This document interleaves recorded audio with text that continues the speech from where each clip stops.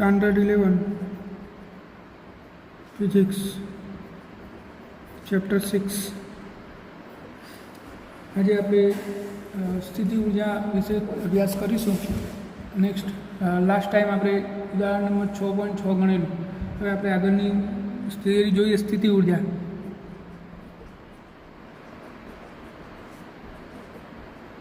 आना पहला आप थियरी जोई थी गति ऊर्जा। गति ऊर्जा एटले शुं? तो पदार्थनी गतिना कारणे अथवा पदार्थनी गतिना कारणे संकळायेली ऊर्जा।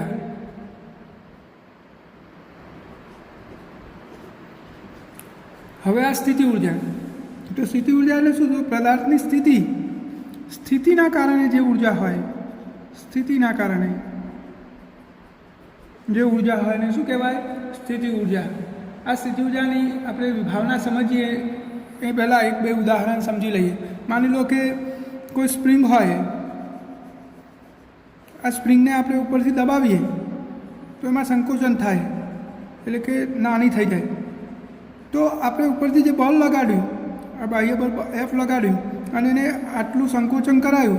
हवे अहींया आपणे एने पकड़ी राखीए तो आपणे आ कराયેલું कार्य स्प्रिंग में ऊर्जा स्वरूप में संग्रहित थाय छे। आने स्थिति ऊर्जा कहेवाय।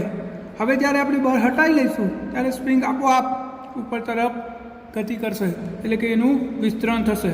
तो आ जे ऊर्जा संग्रहित थई हती एने शुं कहेवाय? स्थिति ऊर्जा। बीजुं उदाहरण जोईए। मान लो कि धनुष बाण होय, एनी आ दोरीने आपणे खेंचीए, आम अहींया बाण भरायेલું होय, आम खेंचीए तो खेंची राखी छे त्यार सुधी आपणे जे अहींया बळ लगाड्युं, बळ वडे थयेલું कार्य आ दोरी में स्थिति ऊर्जा स्वरूप में संग्रहित है। हाल जेवुं आपणे अहींयाथी बळ हटावी लईशुं एटले आ ऊर्जा एने पाछी गति ऊर्जा में कन्वर्ट कर देशे।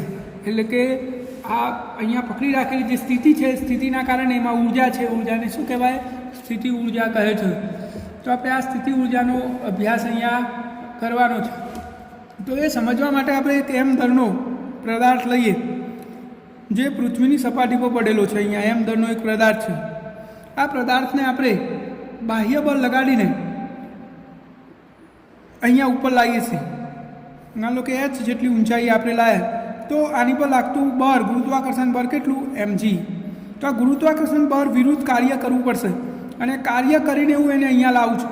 अहींया ज्यार सुधी पकड़ी राखीश त्यार सुधी आ करेलुं कार्य केटलुं थशे? तो गुरुत्वाकर्षण बळ विरुद्ध करेलुं कार्य, गुरुत्वाकर्षण बळ विरुद्ध करेलू कार्य केटलुं थाय? तो कार्य W बराबर बळ F dot T, therefore F D cos theta. जो गुरुत्वाकर्षण बळ विरुद्ध करेलू कार्य बळ mg, गुरुत्वाकर्षण बळ एटले शुं? वजन बळ mg अने डी केटलुं करायुं आपणे? स्थानांतर h कॉस थीटा केटलो? तो गुरुत्वाकर्षण बळ नीचे लागे छे अने आपणे लई गया ऊपर कॉस पाई। तो कार्य केटलुं थशे? Minus mgh जेटलुं। माइनस केम आव्युं? तो आपणे गुरुत्वाकर्षण बळ विरुद्ध कार्य कर्युं छे એટલા માટે। तो आ कार्य हवे अहींया ज्यार सुधी आ पदार्थने आपणे पकड़ी राखीशुं त्यार सुधी आ कार्य पदार्थनी स्थिति ऊर्जाना स्वरूपमां संग्रहित थाय छे, એટલે કે U बराबर mgh। आटली स्थिति ऊर्जा पदार्थने मळे छे। तो ज्यार सुधी पकड़ी राखीशुं त्यार सुधी आपणुं करेलुं कार्य स्थिति ऊर्जामां संग्रहित होय छे, जेने U अथवा V संज्ञा वडे दर्शाववामां आवे छे। आपणे U संज्ञा वडे दर्शावीशुं U बराबर mgh। आटली ऊर्जा एनी जोड़े अहींया छे। हवे आने छोड़ी दईशुं तो शुं थाय? तो छोड़ी दईशुं त्यारे आपणी आ स्थिति ऊर्जा आ पदार्थ गतिमां आवशे એટલે કે એની ગતિ ऊर्जामां रूपांतरित थशे। हवे आपणे एक वस्तु पर ए पण जोई लईए कि आ जे स्थिति ऊर्जा छे ए आ अंतर साथे सतत बदलाया करे छे। जेम जेम एने ऊपर लई जईशुं एम स्थिति ऊर्जानुं मूल्य शुं थतुं जशे? વધતું जशे। कारण के h વધશે तो u पण વધતો जशे। એટલે કે h ने आपणे चल तरीके लईए तो आ स्थिति ऊर्जानुं आपणे अंतर सापेक्ष विकलन करिए तो d बाय dh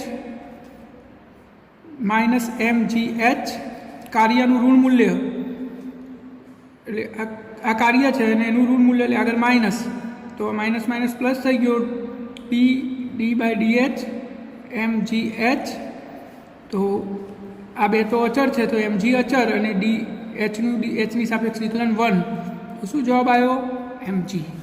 आ आपणुं स्थिति ऊर्जानुं અંતર સાપેક્ષ વિકલન કર્યું તો શું આવ્યું જવાબ mg એટલે તો શું બર તમારે યાદ રાખવાનું કે બર F = શું થશે mg જો અહીંયા માઇનસ નિશાની હોય તો એનો અર્થ શું થાય કે બર એ સ્થાનાંતરની વિરુદ્ધ દિશામાં લાગે છે આપણે અહીંયા પહેલેથી જ માઇનસ આગળ લઈ લીધું છે એનો અર્થ શું થાય કે આપણે બર ગણીએ છીએ આ બર એ કરેલા કાર્યના ઋણ મૂલ્ય જેટલું હોય છે આપણે આવું સીધું કહી શકીએ કે અહીંયા બર એ કરેલા કાર્યના ઋણ મૂલ્ય જેટલું હોય છે કાર્ય ઋણ થાય છે અને એનું ઋણ મૂલ્ય એટલે ધન થઈ ગયું તો F = તમારે યાદ રાખવાનું હોય સીધું કે સ્થિતિ ઉર્જાનું અંતર સાપેક્ષ વિકલન એ બળનું મૂલ્ય આપે છે F બરાબર શું થશે સ્થિતિ ઉર્જા ભાગ્યા અંતરનો ફેરફાર તો આ આપણું બર થઈ ગયું હવે આપણે આનાથી થોડું આગળ વિચારીએ આપણે શું કીધું કે જ્યાર સુધી પદાર્થને પકડી રાખીએ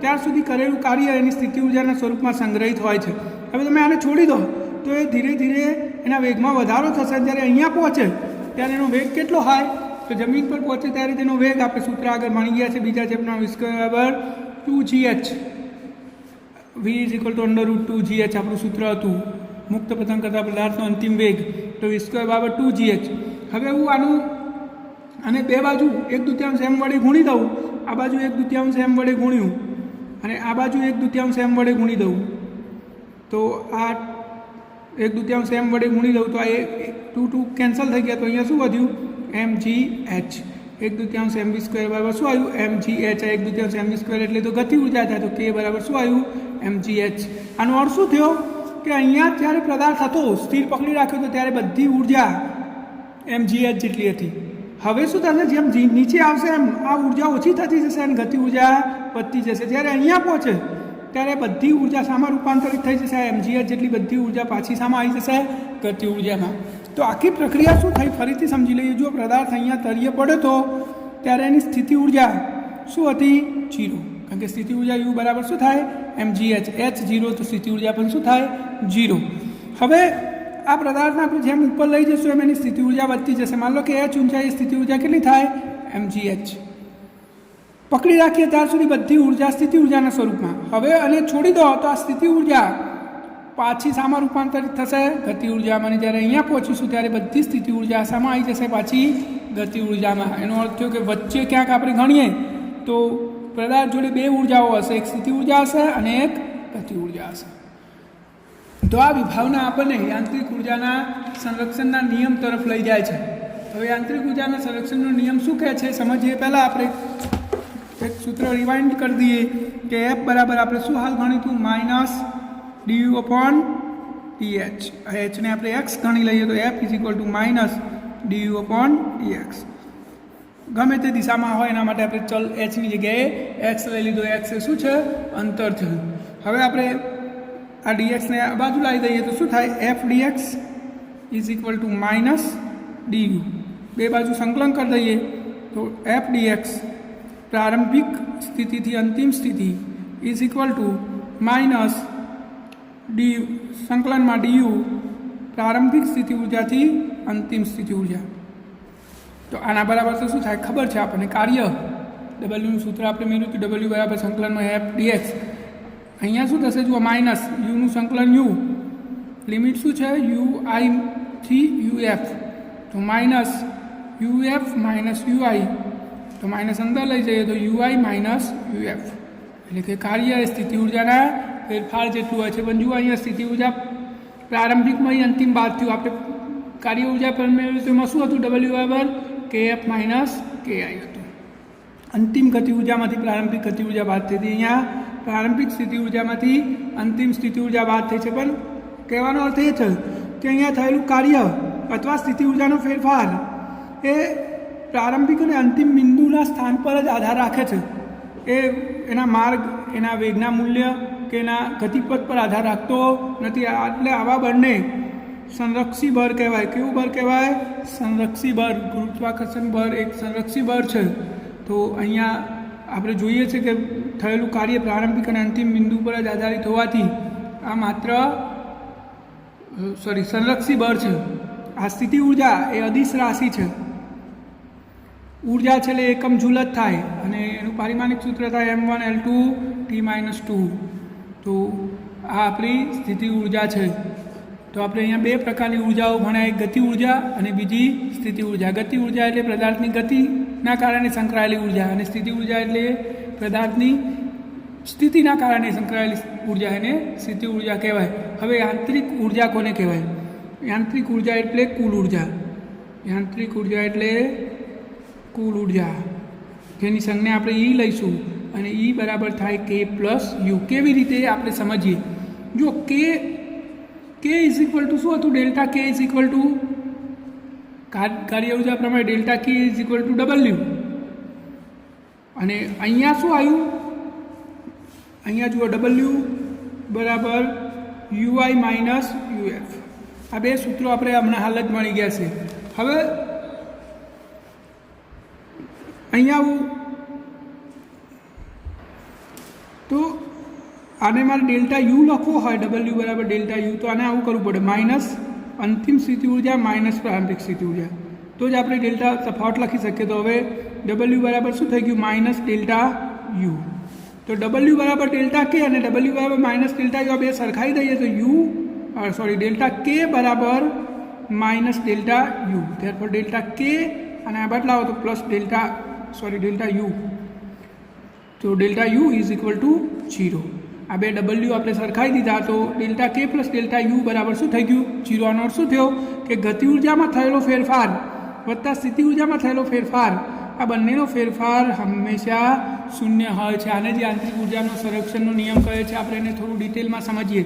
જુઓ ફરીથી, અહીંયા એક પદાર્થ છે m દળનો, આપણે એને h ઊંચાઈએ લઈ ગયા તો અહીંયા સ્થિતિ ઊર્જા થઈ mgh. બરાબર સમજી લેજો. અહીંયાથી એને પાછો છોડી દીધો તો અહીંયા એની ગતિ ઊર્જા થઈ ગઈ 1/2 mv² is equal two mgh. એટલે કે આ જેટલી સ્થિતિ ઊર્જા એટલી હતી બધી જ આમાં સામે રૂપાંતરિત થઈ ગઈ ગતિ ઊર્જામાં. તો આનો અર્થ શું થયો કે માની લો કે અહીંયા સ્થિતિ ઊર્જા યુ છે અને અહીંયા ગતિ ઊર્જા કે છે. તો અહીંયા આ બિંદુ આગળ બધી ઊર્જા યુના સ્વરૂપમાં હતી. હવે જેમ જેમ નીચે આવશે એમ આ યુ ઘટશે. યુ શું થાય? ઘટે છે. અને કેમાં શું થશે? વધે છે. અહીંયા યુ મહત્તમ હતો, યુ મેક્સિમમ હતો. જેમ જેમ નીચે જઈશું યુમાં ઘટાડો થશે અને કેમાં શું થશે? વધારો થશે. અહીંયા આવી જશે એટલે શું થઈ જશે? યુ 0 થઈ જશે અને કે મહત્તમ થઈ જશે. અહીંયા તળિયે શું હતું? ઉપર શું હતું? યુ મહત્તમ હતો અને કે શું હતો? 0. હવે નીચે આવતા જઈએ એમ યુમાં ઘટાડો થાય અને કેમાં વધારો થાય. તળિયે આવી જઈએ ત્યારે શું થાય? આ યુ મહત્તમ હતો એ ઘટીને 0 થઈ ગયો અને કે વધીને મહત્તમ થઈ ગયું. તો એનો અર્થ એ થાય કે જેટલો યુ ઘટશે, માની લો કે આપણે એક મૂલ્ય સાથે ગણતરી કરીએ, ભાઈ અહીંયા ઉપર યુની કિંમત 10 હતી અને કેની કિંમત 0. હવે એને છોડી દીધો એટલે નીચે આવ્યો તો અહીંયા કેની કિંમત 10 થઈ જશે અને યુની કિંમત શું થઈ જશે? 0. તો વચ્ચે કોઈ જગ્યા એવી પણ હોય કે જ્યાં યુની કિંમત 5 હોય અને કેની કિંમત 5 હોય. કોઈ જગ્યા એવી હોય કે યુની કિંમત 2 હોય અને કેની કિંમત 8 હોય. તો જો દરેક જગ્યાએ બંનેનો સરવાળો તો શું થાય છે? 10 જ થતો હશે. જુઓ ઉપર છેડે 10, નીચે તળિયે 10, વચ્ચે જુઓ 5 5 10 2 10. તો એનો અર્થ શું થયો કે યુ જેટલો ઘટે તેટલો જ તે વધે છે. એટલે કે બંનેના ફેરફારનો સરવાળો હંમેશા 0 જ થાય. ફોર એક્ઝામ્પલ આ ઉદાહરણમાં જોઈએ તો જુઓ પહેલાં બે કે અને યુનો સરવાળો કેટલો થયો? કે પ્લસ યુ બરાબર 10. અહીંયા જુઓ તો યુમાં 5નો ઘટાડો થયો અને કેમાં 5નો વધારો થયો. આ બંનેનો સરવાળો એટલે કે ડેલ્ટા યુ ડેલ્ટા કે કેટલો થશે?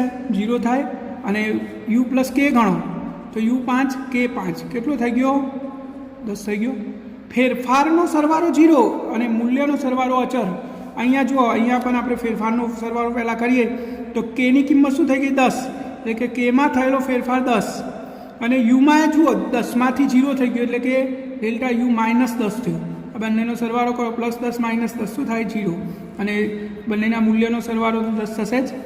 એનો અર્થ શું થયો કે કુલ ઊર્જા કે પ્લસ યુ એટલે યાંત્રિક ઊર્જા E આ હંમેશા અચળ હોય છે અને એમના ફેરફારનો સરવાળો હંમેશા 0 હોય છે. એટલે કે યુ વધે એટલો ને એટલો કે ઘટે છે અને જો કે વધે તો એટલો ને એટલો યુ ઘટે છે. એટલે કે બંનેના ફેરફારનો સરવાળો હંમેશા શૂન્ય જ રહે છે, જેને યાંત્રિક ઉર્જાના સંરક્ષણનો નિયમ કહે છે. અને આપણે આ રીતે પણ સમજાવી શકીએ યાંત્રિક ઉર્જાના સંરક્ષણનો નિયમ કે જો તંત્ર પર સંરક્ષી બળો વડે કાર્ય થયેલું હોય, સંરક્ષી બળ કોને કહેવાય?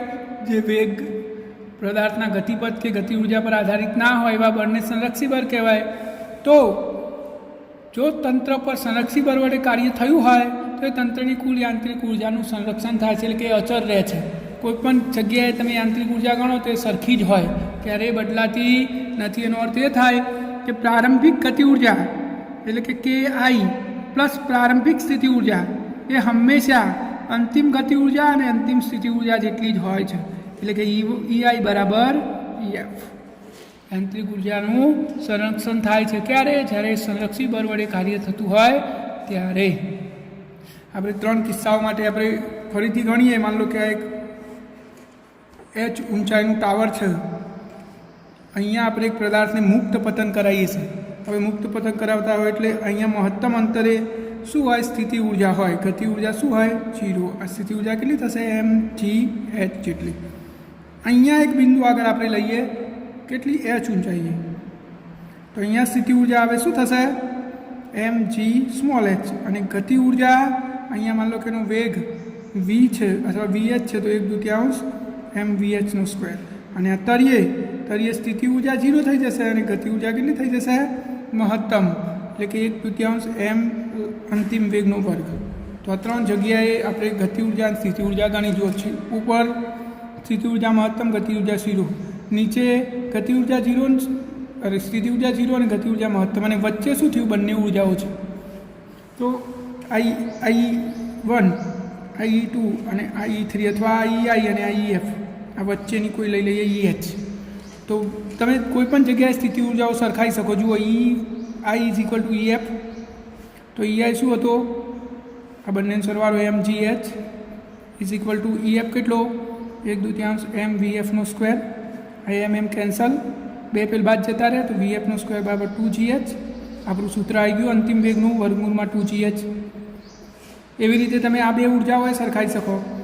mgh બરાબર mg small h plus 1/2 mvh². તો આ રીતે પણ તમે ઉર્જા સરખાઈ શકો. એટલે કે યાંત્રિક ઉર્જાનું સંરક્ષણ થાય. કોઈપણ જગ્યાએ તમે યાંત્રિક ઉર્જા સરખાઈ શકો છો, પણ ક્યારે? જ્યારે તંત્ર સંરક્ષી હોય ત્યારે. તો ખૂબ સરસ અને ખૂબ સરળ થિયરી છે. હવે આપણે આને અનુલક્ષીને એક દાખલો જોઈએ. ઉદાહરણ નંબર 100.7.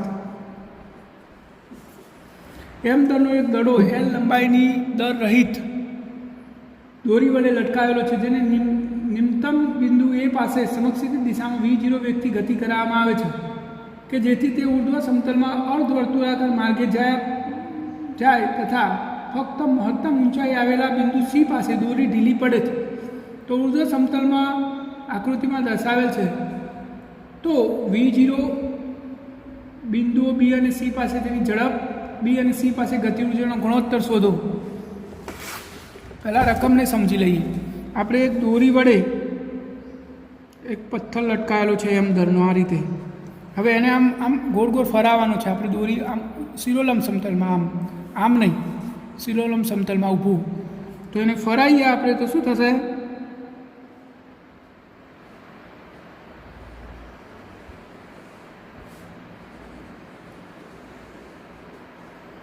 આ રીતે આમ ગોળ ગોળ ફરશે. પણ એ શું કહેશે? ફરતો ફરતો અહીંયા આવે જ્યારે ઉપર, ત્યારે આ દોરી છે ને ઢીલી પડી જાય છે. એટલે કે એમાં તણાવ બળ રહેતું નથી. આ આપણું A બિંદુ છે, આ આપણું B બિંદુ છે અને આ આપણું C બિંદુ છે. અહીંયા આ પથ્થરને આપણે આ દિશામાં વેગ આપ્યો તો v0 જેટલો. એટલે સ્વાભાવિક છે દોરી આમ લટકતી હોય આમ નીચે, અને આમ વેગ આપો તો આમ ગોળ ગોળ ફરશે. તો આ નીચે એને v0 જેટલો વેગ આપ્યો તો આપણે v0નું મૂલ્ય શોધવાનું છે. A અને B આગળ ગતિ ઉર્જાઓ શોધવાની છે. તો આપણે બધું શોધી દઈએ. આટલું પહેલાં સમજી લો. જુઓ, હવે અહીંયા જ્યારે પદાર્થ લટકતો હોય ત્યારે વજન બળ mg અને આ દોરીમાં ઉદ્ભવેલું તણાવ બળ T આ દિશામાં હોય. તો આપણે અહીંયા યાંત્રિક ઉર્જાના સંરક્ષણનો નિયમ લાગુ પાડીશું. A બિંદુ આગળ યાંત્રિક ઉર્જા શોધીએ અને C બિંદુ આગળ શોધીએ. આ બંને સરખાઈ શકાય યાંત્રિક ઉર્જાના સંરક્ષણના નિયમ પ્રમાણે. તો હવે A બિંદુ આગળ યાંત્રિક ઉર્જા એ બિંદુ આગળ યાંત્રિક ઉર્જા E એ બરાબર શું થશે કે એ પ્લસ યુ એ, એટલે કે યાંત્રિક ઉર્જા બરાબર ગતિ ઉર્જા વત્તા સ્થિતિ ઉર્જા.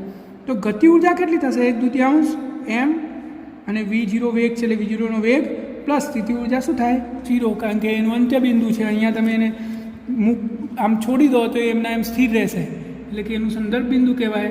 ત્યાં સ્થિતિ ઉર્જા શું હોય? 0. તો કુલ ઉર્જા કેટલી થઈ? એ બરાબર 1/2 એમ V0નો સ્ક્વેર. આટલી સ્થિતિ કુલ ઉર્જા થઈ એ બિંદુ આગળ. હવે એ બિંદુ આગળ પદાર્થ ગોળ ગોળ ફરે છે, તો વર્તુળાકાર ગતિ માટે કેન્દ્રગામી બળ જોશે.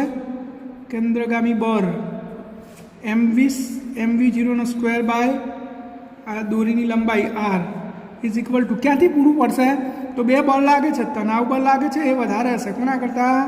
વજન બળ કરતાં, એટલે T માઇનસ mg. તો આ તણાવ બળ અને ગુરુત્વાકર્ષણ બળનું પરિણામી બળ એ કેન્દ્રગામી બળ પૂરું પાડશે. તો mv0 સ્ક્વેર પણ r બરાબર T માઇનસ mg. અહીંયા દોરીની લંબાઈ L આલેલી છે એટલે આપણે આરની જગ્યાએ L લખી દઈએ. તો આ વર્તુળાકાર ગતિ માટે કેન્દ્રગામી બળ પૂરું પાડશે આટલું. હવે આપણે સી બિંદુ આગળ આપણે કુલ ઉર્જા શોધી દઈએ. તો સી બિંદુ આગળ યાંત્રિક ઉર્જા, આ સી બિંદુ આગળ યાંત્રિક ઉર્જા ગણવાની છે. તો સી બિંદુ આગળ કુલ યાંત્રિક ઉર્જા EC બરાબર ગતિ ઉર્જા 1/2 VCનો સ્ક્વેર પ્લસ સ્થિતિ ઉર્જા એટલે UC. હવે સ્થિતિ ઉર્જા કેટલી થશે? પ્લસ સ્થિતિ ઉર્જા mgh સૂત્ર પ્રમાણે mg અને આપણું સંદર્ભ બિંદુ આટલેથી આટલી ઊંચાઈ કેટલી થાય? તો દોરીની લંબાઈ L છે, તો આ L, તો 2L. ત્યારપર 1/2 એમ VCનો સ્ક્વેર પ્લસ 2mgL. હવે અહીંયા કેન્દ્રગામી બળ ક્યાંથી આવશે? આ સી બિંદુ આગળ કેન્દ્રગામી બળ ક્યાંથી આવશે? તો અહીંયા તો દોરી ઢીલી પડી ગઈ છે એટલે તણાવ બળ તો હશે નહીં, માત્ર વજન બળ હશે mg, બીજું કોઈ બળ નહીં હોય. તો સી બિંદુ આગળ કેન્દ્રગામી બળ, સી બિંદુ આગળ કેન્દ્રગામી બળ એટલે કે mvcનો square upon L is equal to માત્ર વજન બળ mg. તો આ આપણું એક અલગ સૂત્ર થઈ ગયું. તો હવે આપણે કુલ ઉર્જા સરખાઈ દઈએ.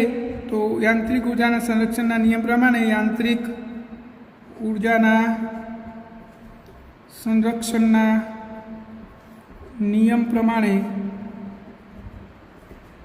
EA બરાબર EC, એટલે કે એ બિંદુ આગળ યાંત્રિક ઉર્જા બરાબર સી બિંદુ આગળ યાંત્રિક ઉર્જા. હવે એ બિંદુ આગળ કુલ યાંત્રિક ઉર્જા કેટલી હતી? આવી રહી આપણી 1/2 mv0 સ્ક્વેર, 1/2 mv0નો વર્ગ. અને સી બિંદુ આગળ કુલ ઉર્જા કેટલી હતી? 1/2 mvcનો સ્ક્વેર પ્લસ 2mgL આટલી હતી. તો આપણે આ બે ઉર્જાઓ સરખાઈ દીધી. હવે આમાં આપણે વેલ્યુઓ ટ્રાન્સફર કરીશું. તો હવે આપણે આ mgની કિંમત અહીંયા મૂકી દઈએ. તો જુઓ 1/2 mv0નો સ્ક્વેર બરાબર 1/2 mvcનો સ્ક્વેર પ્લસ 2L અને mgની જગ્યાએ શું થશે? mvcનો સ્ક્વેર બાય L. જો એક L કેન્સલ,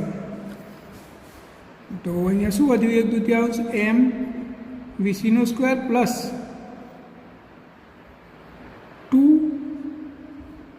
2mvcનો સ્ક્વેર. તો બધામાંથી m તો કેન્સલ થઈ જશે, બધામાંથી m કેન્સલ. તો અહીંયા v0 સ્ક્વેર બાય 2 વધ્યું, અહીંયા vc સ્ક્વેર બાય 2 વધ્યું, અહીંયા 2vc સ્ક્વેર વધ્યું. હવે બે લસા થશે તો 2 × 4 ને 5 vcનો સ્ક્વેર બાય 2, અહીંયા v0નો સ્ક્વેર બાય 2. બે બાજુથી 2 સ્ક્વેર કેન્સલ થઈ જશે તો v0નો સ્ક્વેર બરાબર 5vcનો સ્ક્વેર. અને vcની કિંમત કેટલી હતી? આપણે આગળ શોધી હતી. જો આગળ શોધી હતી એ તમને બતાવી દઉં. જો આ mm કેન્સલ તો vcનો સ્ક્વેર બરાબર શું થશે? gl. એ કિંમત અહીંયા મૂકી દઉં તો V0 સ્ક્વેર બરાબર 5GL, તો V0 બરાબર વર્ગમૂળમાં 5GL. આ આપણો એ બિંદુ આગળ વેગ આવી ગયો. હવે આપણે બી બિંદુ આગળ વેગ શોધવાનો છે. તો બી બિંદુ આગળ કુલ ઉર્જા આપણે શોધી કાઢીએ. કુલ ઉર્જા એટલે શું? ઈબી બરાબર કેબી પ્લસ યુબી, એટલે કે ગતિ ઉર્જા વત્તા સ્થિતિ ઉર્જા, કેબી પ્લસ યુબી. હવે કેબી એટલે 1/2 એમ વીબીનો વર્ગ વત્તા સ્થિતિ ઉર્જા એટલે એમ જી, અને ઊંચાઈ કેટલી થશે જુઓ, આ બિંદુની સંદર્ભ બિંદુની સાપેક્ષ ઊંચાઈ કેટલી થાય? આટલી જ, એલ જેટલી છે. તો સ્થિતિ ઉર્જા કેટલી થશે? mgl. તો આ કુલ ઉર્જા આવી ગઈ બી બિંદુ આગળ. હવે આપણે અહીંયા ફરીથી આંતરિક ઉર્જાના સંરક્ષણનો નિયમ લાગુ પાડીશું, એટલે કે ઈએ બરાબર ઈબી. આંતરિક ઉર્જા કોઈ પણ બિંદુ આગળ સરખાઈ શકાય. આપણે અહીંયા આંતરિક ઉર્જા સરખાઈ દઈએ તો ઈએ કેટલો હતો? 1/2 એમ V0 square is equal two EB કેટલો આવ્યો? 1/2 એમ વીબીનો સ્ક્વેર પ્લસ mgl. તો અહીંયા આપણે કિંમતો ટ્રાન્સફર કરીએ. જો અહીંયા બધામાંથી એમ કેન્સલ, તો વધ્યું શું? V0 સ્ક્વેર બાય 2, અહીંયા વધ્યો વીબીનો સ્ક્વેર બાય 2, અને અહીંયા વધ્યું GL. હવે V0 બરાબર તો આપણે હાલ જ જવાબ શોધ્યો. શું હતો? V0 વર્ગ બરાબર 5GL, એટલે અહીંયા 5GL મૂકી દઉં બાય 2 ઇઝ ઇક્વલ ટુ વીબીનો સ્ક્વેર બાય 2 પ્લસ GL. તો બે લસા લઈ લઈએ તો 5GL by 2 is equal to VB square plus 2GL by 2. તો આ 2 કેન્સલ થઈ જશે. તો વીબીનો વર્ગ બરાબર 5GL minus 2GL, therefore 3GL. તો વીબી બરાબર √3GL. આટલો જવાબ થશે. તો વીબી કેટલો આવ્યો? √3GL. અને હવે બી અને સી બિંદુ આગળ ગતિ ઉર્જાનો ગુણોત્તર શોધવાનો છે. એટલે કે આપણે શોધવાનું શું છે? કેબી અપોન કેસી. કેબી અપોન કેસી. કેબી આગળ ગતિ ઉર્જા કેટલી? 1/2 એમ વીબીનો સ્ક્વેર, અને અહીંયા 1/2 એમ વીસીનો વર્ગ. 1/2 એમ કેન્સલ. તો કેબી અપોન કેસી બરાબર વીબીની કિંમત શું આવી હતી? વર્ગમૂળમાં 3GL, અને કેસીની કિંમત શું આવી હતી? વર્ગમૂળમાં વર્ગ છે એટલે વર્ગમૂળ નહીં આવે, એટલે 3GL વર્ગ છે ને, એટલે વીબીનો વર્ગ બરાબર 3GL, અને પેલું 5GL. આ GL કેન્સલ. તો કેબી અપોન કેસી બરાબર 3/5. તો બંનેનો ગુણોત્તર કેટલો આવ્યો? 3/5.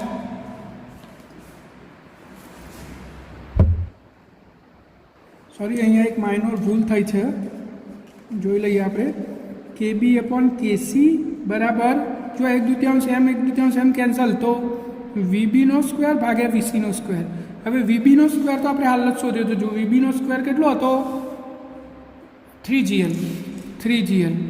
અને વીસીનો સ્ક્વેર આપણે શોધેલો છે. જુઓ આગળના દાખલામાં જોઈ લઈએ. આવી રહ્યો વીસીનો સ્ક્વેર અહીંયા શોધ્યો તો આપણે. જુઓ GL, તો GL કેન્સલ. તો કેબી અપોન કેસી બરાબર 3/1.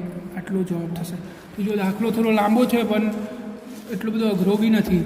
તમને એકવાર ફરીથી હું સમજાવી દઉં. આપણે અહીંયાથી પથ્થરને બાંધીને આમ ગોળ ફરાઈએ છે નીચેથી, અને વી જેટલો વેગ આપ્યો છે આ દિશામાં, અને એ આમ ફરતો પથ્થર અહીંયા આવે ત્યારે દોરી ઢીલી થઈ જાય છે. તો આપણે 3 બિંદુ આગળ વેગ શોધવાના હતા. તો આપણે પહેલાં આ બિંદુને લીધું તો વજન પર mg નીચે તરફ અને તણાવ બળ ઉપર તરફ, અને એ બિંદુ આગળ કુલ ઉર્જા ગણી તો ગતિ ઉર્જા વત્તા સ્થિતિ ઉર્જા. ગતિ ઉર્જા એટલે 1/2 એમ V0 સ્ક્વેર, અને આ આપણું સંદર્ભ બિંદુ છે એટલે સ્થિતિ ઉર્જા 0. તો કુલ ઉર્જા કેટલી થઈ ગઈ? એ બિંદુ આગળ આટલી. અને ત્યાં કેન્દ્રગામી બળ ક્યાંથી મળે? તો અહીંયા 2 બળ લાગે છે. પરિણામી બળ વધારેમાંથી ઓછું બાદ થાય. વધારે ટી છે એમાંથી આપણે વજન બળ ઓછું બાદ કરી દીધું. એ આપણને કેન્દ્રગામી બળ આપશે, એટલે કે mv0 સ્ક્વેર બાય L. તો આપણું આ એ બિંદુ આગળ પૂરું. હવે બી બિંદુ આગળ, આ બી બિંદુ આગળ સી બિંદુ આગળ. તો સી બિંદુ આગળ તો દોરી ઢીલી થઈ ગઈ છે એટલે તણાવ બળ તો હશે જ નહીં, માત્ર વજન બળ હોય. તો અહીંયા કેન્દ્રગામી બળ કોણ પૂરું પાડશે? તો માત્ર વજનભર, એટલે આપણે એ પણ ગણી લીધું છે. માત્ર વજનભર mg એનું કેન્દ્રગામી બળ પૂરું પાડે છે, એટલે કે 1/2 mvc²/L બરાબર mg. અને ત્યાં કુલ ઉર્જા એટલે ગતિ ઉર્જા વત્તા સ્થિતિ ઉર્જા. ગતિ ઉર્જા 1/2 mvc² અને સ્થિતિ ઉર્જા એટલે mg. આ ઊંચાઈ કેટલી થાય? 2L. તો 2L, તો આટલી કુલ ઉર્જા થઈ. હવે યાંત્રિક ઉર્જાના સંરક્ષણના નિયમ પ્રમાણે આપણે આ સી બિંદુની કુલ ઉર્જા અને એ બિંદુની કુલ ઉર્જા બે સરખાઈ દીધી. જો આ સરખાઈ દીધી, એ બરાબર EC. તો આવું થયું. હવે આ mgની જગ્યાએ આપણે અહીંયાથી કિંમત ટ્રાન્સફર કરી. mgની જગ્યાએ કિંમત શું હતી? mvc²/L. તો આપણે કેલ્ક્યુલેશન કર્યું તો જવાબ આવ્યો v02 બરાબર 5vc². અને vc બરાબર શું થાય? vc બરાબર gl. vc બરાબર gl મૂકી દીધું તો આપણને v0 મળી ગયો. હવે બી બિંદુ આગળ એવી રીતે કુલ ઉર્જા ગણી લીધી, ગતિ ઉર્જા વત્તા સ્થિતિ ઉર્જા. તો આટલી આવી જાય કુલ ઉર્જા. આને આપણે એની કુલ ઉર્જા સાથે સરખાઈ દઈશું. તો એની કુલ ઉર્જા હતી 1/2 mv02 અને આ બી બિંદુની કુલ ઉર્જા સરખાઈ દીધી. તો આટલો જવાબ આવ્યો. આપણે કેલ્ક્યુલેશન કરતા ગયા તો વીબી આવ્યો √3gl. અને બંનેની ગતિ ઉર્જાનો ગુણોત્તર kb/kc. તો 1/2 m કેન્સલ થઈ જાય તો વધે શું? vb² ભાગે vc². vb² ભાગે vc². વીબી આપણે શોધ્યો ને વીસીએ શોધ્યો હતો. જવાબ આવ્યો 3/1. ફરીથી આ દાખલો તમે એકવાર ચોપડામાં લખી દો, પછી ગણવા બેસજો ને તો બધું કન્ફ્યુઝન થઈ જશે.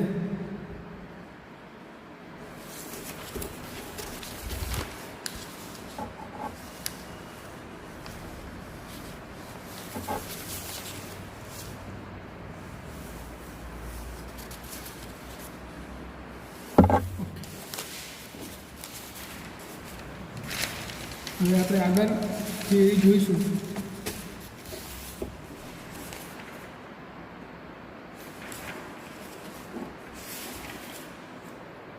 સ્પ્રિંગની સ્થિતિ ઉર્જા. સ્પ્રિંગની સ્થિતિસ્થાપક સ્થિતિ ઉર્જા પણ એને આપણે કહી શકીએ છીએ. તો સ્પ્રિંગ તો બધાએ જોઈ જશે. આપણે એક સ્પ્રિંગ લઈએ અહીંયા અને એના છેડે એક બ્લોક, ઘર્ષણ રહિત સપાટી પર એક બ્લોક મૂકી દઈએ. તો આ સ્પ્રિંગની સામાન્ય સ્થિતિ છે, એટલે કે ના ખેંચાયેલી ના દબાયેલી. હવે આ સ્પ્રિંગને આપણે બાહ્ય બળ આપીને આમ ખેંચીએ તો એની લંબાઈમાં વધારો થાય, એટલે કે સ્પ્રિંગમાં સ્થાનાંતર થાય છે. આ સ્પ્રિંગમાં સ્થાનાંતર થયું, એટલે કે થયેલું સ્થાનાંતર આપણે x લઈ લઈએ. કાં તો આને આપણે સંકોચન બળ આપીને સ્પ્રિંગને દબાઈએ, એટલે કે આટલા આવી ગઈ સ્પ્રિંગ. તો આટલું સંકોચન થયું એને આપણે x કહી દઈએ. આપણે બળ આપીને એને દબાઈ છે. તો પ્રયોગો એવું કહે છે કે આ જે બળ છે એ આ સ્થાનાંતરના સમપ્રમાણમાં હોય છે, એટલે કે F ચલે છે x. ત્યારબાદ F = -kx. જો કેને બળ અચળાંક કહે છે. શું કહેવાય? બળ અચળાંક. અને આ માઇનસ નિશાની એટલા માટે આવી કે તમે જે તરફ સ્થાનાંતર કરાવો છો એનીથી વિરુદ્ધ દિશામાં સ્પ્રિંગમાં બળ ઉદ્ભવે છે. સ્વાભાવિક છે, તમે સ્પ્રિંગને દબાવશો આમ અંદર તરફ તો સ્પ્રિંગમાં બળ કઈ બાજુ ઉદ્ભવશે? તમને પાછું ધકેલવાનો પ્રયત્ન કરશે. એટલે કે સ્થાનાંતર આમ થયું અને પુનઃસ્થાપક બળ આમ ઉદ્ભવ્યું, એટલે આ એફને પુનઃસ્થાપક બળ પણ કહી શકાય. એવી જ રીતે તમે સ્પ્રિંગને ખેંચો આમ તો સ્પ્રિંગ તમને કઈ બાજુ તરફ લઈ જવાનો પ્રયત્ન કરશે? આ બાજુ. સ્થાનાંતર આ દિશામાં થયું અને પુનઃસ્થાપક બળ આ દિશામાં ઉદ્ભવ્યું, એટલે કે બળ પુનઃસ્થાપક બળ અને સ્થાનાંતર એકબીજાની વિરુદ્ધ દિશામાં હોવાથી અહીંયા માઇનસ નિશાની આવી છે. કેને સ્પ્રિંગનો બળ અચળાંક કહે છે. અને કે જેટલો મોટો એટલી સ્પ્રિંગ કડક હોય અને કે જેટલો નાનો એટલી સ્પ્રિંગ નરમ હોય છે. હવે અહીંયા જુઓ, આપણે આને બાહ્ય બળ વડે ખેંચી અને લાંબી કરી તો આટલું સ્થાનાંતર થઈ ગયું. કેટલું? x જેટલું. તો હવે બળ આપ્યું, સ્થાનાંતર થયું, તો અહીંયા શું થાય? કાર્ય થાય. તો આપણે કાર્ય ગણવું હોય તો કાર્ય W બરાબર શું થાય? બળનું સૂત્ર F dx. 0થી આપણે x જેટલી એને લાંબી કરી છે, તો કાર્ય W બરાબર 0થી x. એફની કિંમત શું છે? -kx dx. -k અચળ, તો સંકલનમાં વધ્યું x dx. તો -k xનું સંકલન થાય x²/2. લિમિટ છે 0થી x. તો -k લિમિટ મૂકી દઈએ x²/2 અને પેલી તો 0 છે. તો જવાબ શું આવ્યો? -1/2 kx². આટલું કાર્ય થાય છે. કેટલું કાર્ય થયું? 1/2 kx² જેટલું. માઇનસ નિશાની કેમ આવી એ મેં તમને સમજાવી દીધું. હવે તમે સ્પ્રિંગને માન લો કે ખેંચી હોય કે દબાઈ હોય, માન લો કે મેં ખેંચી છે x જેટલી અને આટલે પકડી રાખી, તો હવે તો સ્પ્રિંગ સ્થિર છે, એટલે કે બધી ઉર્જા આજે આ કાર્ય કર્યું એ બધું જ કાર્ય સ્પ્રિંગને એની ઉર્જાના સ્વરૂપમાં મળે છે, જેને સ્પ્રિંગની સ્થિતિસ્થાપકીય સ્થિતિ ઉર્જા કહે છે. 1/2 kx² જેટલી. આ જેટલું કાર્ય કરાયું એ બધું જ સ્પ્રિંગને એની સ્થિતિ ઉર્જાના સ્વરૂપમાં મળે છે, જેને સ્થિતિસ્થાપકીય સ્થિતિ ઉર્જા કહે છે. એટલે કે સ્પ્રિંગને જ્યાર સુધી તમે પકડી રાખશો અહીંયા લાંબી કરીને કે દબાઈને, ત્યાર સુધી બધી જ કરેલું કાર્ય શામાં હશે? સ્પ્રિંગની સ્થિતિસ્થાપકીય સ્થિતિ ઉર્જામાં હશે. જેવું તમે આ સ્પ્રિંગને છોડી દેશો ત્યારે બધી જ સ્થિતિ ઉર્જા એની ગતિ ઉર્જામાં રૂપાંતરિત થઈ જાય છે. એટલે કે ધીરે ધીરે સ્થિતિ ઉર્જા ઘટતી જશે અને ગતિ ઉર્જા વધતી જશે. તો આને સ્પ્રિંગની સ્થિતિસ્થાપકીય સ્થિતિ ઉર્જા કહે છે. સ્પ્રિંગની સ્થિતિસ્થાપકીય સ્થિતિ ઉર્જા 1/2 kx² જેટલી હોય. કેટલી હોય? 1/2 kx² જેટલી. આપણે આગળ સૂત્ર ભણ્યા હતા કે F બરાબર -du/dx. તમે આનું વિકલન કરો તો પાછો જવાબ આવી જશે. જુઓ, au બરાબર -d/dx. યુની કિંમત શું આવી? 1/2 kx². હવે 1/2 k તો અચળ છે, તો 1/2 k અચળ અને x² નું સંકલન શું થાય? 2x. આ 2 કેન્સલ થઈ ગયા, તો F બરાબર શું આવી ગયું? -kx આવી ગયું. પાછું પુનઃસ્થાપક બળ, એટલે કે સ્થિતિ ઉર્જાનું અંતર સાપેક્ષ વિકલન એ બળ આપે છે, એ સાચું છે. તો સ્પ્રિંગની સ્થિતિ ઉર્જાનું સૂત્ર શું થઈ ગયું? 1/2 kx² તમારે યાદ રાખવાનું છે. અહીંયા યાદ રાખો કે બળ અને સ્થાનાંતર પરસ્પર વિરુદ્ધ દિશામાં હોય છે. એટલે કે આપણે અહીંયા આ બાજુ ધન દિશા ગણીએ અને આ બાજુની દિશાને ઋણ ગણીએ, તો જો અહીંયા આ બાજુ ખેંચી લાંબી કરી તો એક્સમાં તો વધારો છે, એટલે કે એક્સ ધન હોય ત્યારે એફ શું હોય? ઋણ હોય છે. ખબર પડી? ખેંચાયેલી સ્થિતિમાં એફ ઋણ કહેવાય અને એક્સ ધન, કારણ કે બળ આ દિશામાં લાગશે, ઋણ દિશામાં. સ્થાનાંતર ધન દિશામાં થયું તો બળ ઋણ દિશામાં લાગશે. એવી રીતે દબાયેલી સ્થિતિમાં શું થશે? તો સ્થાનાંતર ઋણ દિશામાં થયું એટલે એક્સની કિંમત ઋણ, પરંતુ બળ ધન દિશામાં લાગે છે એટલે એફની કિંમત ધન. આ તમારે યાદ રાખવાનું છે. અને આને આપણે સ્પ્રિંગની શું કહીશું? સ્થિતિસ્થાપકીય સ્થિતિ ઉર્જા કહીશું. કોઈ બીજી અન્ય સ્થિતિ માટે તમારે ગણવું હોય. અન્ય સ્થિતિનો અર્થ શું? કે સ્પ્રિંગ એની નોર્મલ સ્થિતિમાં ના હોય. માન લો કે સ્પ્રિંગ પહેલેથી થોડી ખેંચાયેલી છે, અહીંયા એની નોર્મલ સ્થિતિ આ હતી, આ એની નોર્મલ સ્થિતિ, પણ એને પહેલેથી ખેંચેલી છે, તો આને આપણે એક્સ આઈ કહી શકીએ. હવે આનાથી વધારે ખેંચીને અહીંયા લઈ જઈએ તો આને આપણે એક્સ એફ કહીએ. તો આ દરમિયાન થયેલું કાર્ય આપણે ગણવું હોય તો શું થાય? તો W બરાબર બંને કાર્યનો સરવાળો કરવો પડે, અથવા તો તમે આવું કહી શકો કુલ કાર્ય એક્સ આઈ = એક્સ એફ dx. આનું તમે સંકલન કરીને બંનેની લિમિટ અલગ અલગ મૂકી શકો છો. તો આ રીતે આપણે સ્પ્રિંગમાં સ્થિતિસ્થાપકીય સ્થિતિ ઉર્જા ગણી શકીએ છીએ. આ પણ આપણું સંરક્ષી બળ છે, એટલે કે અહીંયા પણ યાંત્રિક ઉર્જાના સંરક્ષણના નિયમનું પાલન થાય છે.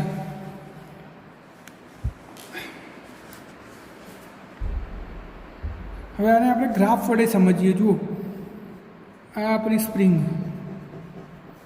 આ એની નોર્મલ સ્થિતિ, ખેંચાય કે દબાયા વગરની. હવે આને આપણે આમ ખેંચીને છોડી દઈએ તો શું થાય? બ્લોક આમ દોલન કરશે. આમ શું કરશે? દોલન કરશે. આ એનું મધ્યમાન સ્થાન. આટલે ખેંચી લાઈને છોડી દઈએ તો આમ દોલન કરશે. જો કોઈ અવરોધક બળ ના લાગતું હોય તો આ સરળ આવર્ત ગતિ થઈ જાય, એટલે કે આમ નામ ચાલુ રહે. પરંતુ અવરોધક બળ હોય જ છે, એનું યાંત્રિક ઘર્ષણ બળ હોય, હવાનું અવરોધક બળ હોય. પણ આપણે માની લઈએ કે હાલ આ સ્પ્રિંગ આમ દોલન કરે છે, તો આની ગતિ ઉર્જા અને સ્થિતિ ઉર્જાનું શું? તો આ એનું મધ્યમાન સ્થાન છે, એટલે અહીંયા યુ શું હોય? 0. આપણે હવે આને ગ્રાફ વડે દર્શાવીએ, ગતિ ઉર્જા અને સ્થિતિ ઉર્જાનું. આ આપણું મધ્યમાન સ્થાન છે અને આપણું અંત્ય બિંદુ એક્સ જેટલું સ્થાનાંતર કરાવી આવ્યું એ એક્સ, આ બાજુ એક્સ અને આ બાજુ એક્સ. તો મધ્યમાન સ્થાન આગળ સ્થિતિ ઉર્જા શું હોય? સ્થિતિ ઉર્જા શું હોય? 0. તો આ સ્થિતિ ઉર્જા 0. હવે તમે આમ જઈશો એમ આ એક્સ વધતો જશે, એટલે કે સ્થિતિ ઉર્જા વધતી જશે. યુ બરાબર 1/2 kx². એક્સ વધે એમ સ્થિતિ ઉર્જા વધે, તો આ સ્થિતિ ઉર્જા વધતી ગઈ. એક્સ આગળ 1/2 યુ બરાબર 1/2 kx². અને અહીંયા આવીને બ્લોક સ્થિર થઈ જાય છે. આપણે પકડી રાખ્યો હોય અથવા તો ક્ષણિક સ્થિર થઈને જ પાછો જાય, તો સ્થિર થઈ જાય એટલે અહીંયા ગતિ ઉર્જા શું થઈ જાય? 0. તો એનો અર્થ શું છે કે અહીંયા ગતિ ઉર્જા શું હશે? મેક્સિમમ. આમ જઈએ એમ ગતિ. હવે પાછું શું થશે? આ બ્લોક આમ જશે, એમ સ્થિતિ ઉર્જા ઘટતી જશે અને ગતિ ઉર્જા વધતી જશે, એટલે કે અહીંયા ગતિ ઉર્જા શું થઈ જશે? મહત્તમ થઈ જશે. પાછા આમ જઈએ છીએ એમ ગતિ ઉર્જા ઘટતી જશે અને સ્થિતિ ઉર્જા મહત્તમ થતી જશે, એટલે કે આ યુ મેક્સિમમ થઈ જશે અને કે 0 થઈ જશે. ગતિ ઉર્જા માટે આપણે ગ્રાફ દોરીએ તો આ રીતે દોરી શકાય. અંત્ય બિંદુ આગળ ગતિ ઉર્જા 0, આ કે 0 અને મધ્ય બિંદુ આગળ કે મેક્સિમમ અને યુ શું થઈ જાય? અહીંયા 0. આ રીતે આપણે ગતિ ઉર્જા અને સ્થિતિ ઉર્જાનો આલેખ સમજાવી શકીએ છીએ.